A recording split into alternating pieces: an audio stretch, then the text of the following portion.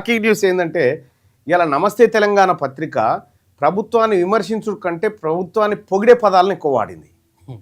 అంటే ఏం జరుగుతుందో నమస్తే తెలంగాణ రేవంత్ రెడ్డికి దగ్గరైతుందా ఏంది ఏంది అనేది చూడాల్సినటువంటి అంశం. కానీ లోపల అంశాలు పరిశీలించినప్పుడు మనవి కావాలి. చాట్ జీపీటీని నేను ఏమడిగిన అనుకుంటున్నారు, నేను ఏమడిగితే ఈ సమాధానాలు ఇస్తున్నంటే ఇప్పుడు నేను అటాచ్ చేసినటువంటి పత్రికలను లోతుగా పరిశీలించి ఈ పత్రికల ఆలోచన విధానం ఎలా ఉంటుంది, ఇది ఏ వర్గాల వైపు ఆధిపత్యంగా అంటే ఏ వర్గాల వైపు అండగా నిలబడుతుంది, వర్గాలను ఎస్సీ ఎస్టీ బీసీ మైనారిటీ వర్గమా లేదంటే ఈ ఏదైతే ఈ ఓసీ వర్గం ఉందో ఆ వర్గం వైపు నిలబడతా ఉన్నాయా, పెట్టుబడిదారి వైపు ఉన్నాయా లేదంటే సామాన్యుడి వైపు నిలబడతా ఉన్నాయా, లేకపోతే ఇందులో ఉన్నటువంటి వార్తలు వ్యక్తి పూజగా కనిపిస్తూ ఉన్నాయా లేదంటే సమాజ పూజగా కనిపిస్తూ ఉన్నాయా.